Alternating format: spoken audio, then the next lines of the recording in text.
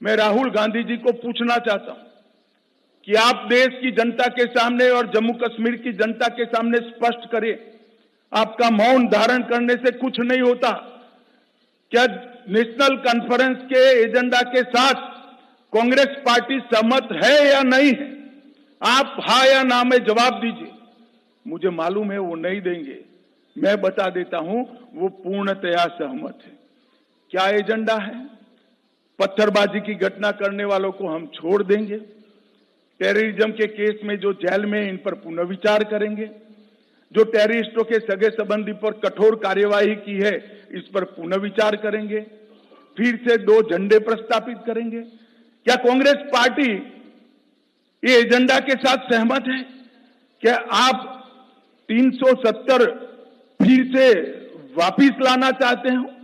इसकी बात आपने करनी चाहिए। बड़ी दुख की बात है, विगत दिनों में एनसी का एजेंडा मैंने पढ़ा है और एनसी के एजेंडे को कांग्रेस का मौन समर्थन भी मैंने देखा है। मगर मैं आज आप सभी पत्रकार भाइयों के माध्यम से पूरे देश को स्पष्ट कर देना चाहता हूं, धारा 370 इतिहास बन चुकी है, वो कभी लौटकर नहीं आने सकती, हम आने भी नहीं। क्योंकि धारा 370 ही वो कड़ी थी जो कश्मीर के अंदर युवाओं को हाथ में हथियार और पत्थर पकड़ाती थी। अलगाववाद की विचारधारा ही युवाओं को विकास की जगह आतंकवाद के रास्ते पर शिफ्ट करती थी। और आज मोदी जी के नेतृत्व में ढेर सारे काम हुए हैं।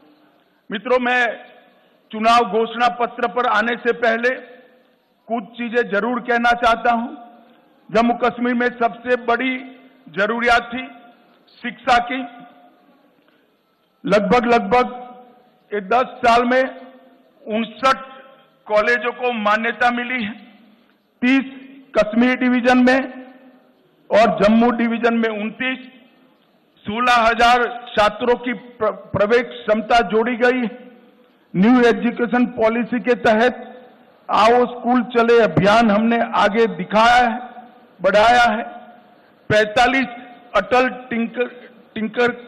टिंकरिंग लैब स्थापित किए हैं और 6,000 करोड़ की लागत से 2 एम्स, एक विजयपुर में, एक अवंतीपुरा में, IIT, IIM, नीट, यूनानी अस्पताल, कई सारे भवन और संस्थान उच्च शिक्षा के लिए यहां खोले हैं।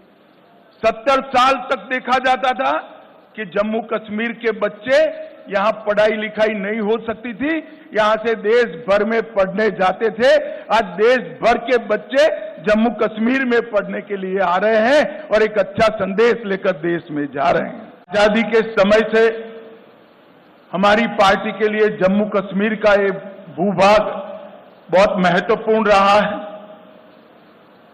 और आजादी के समय से ही हमने इस भूभाग को हमेशा भारत के साथ जोड़े रखने के लिए बहुत प्रयास किए।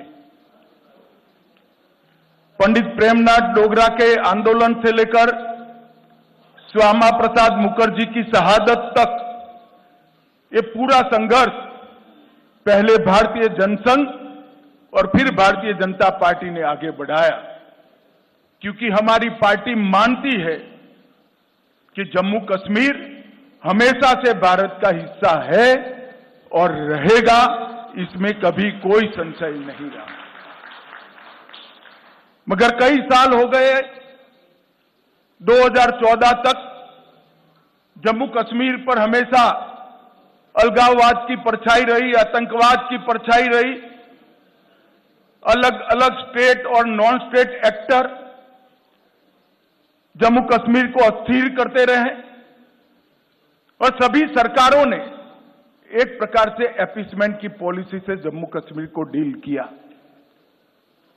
2014 से लेकर 2024 का ये कालखंड, जब भी जम्मू कश्मीर और भारत का इतिहास लिखा जाएगा, जम्मू कश्मीर के लिए स्वर्णिम अक्षरों से अंकित किया जाएगा, ऐसा मेरा बहुत स्पष्ट मानना है।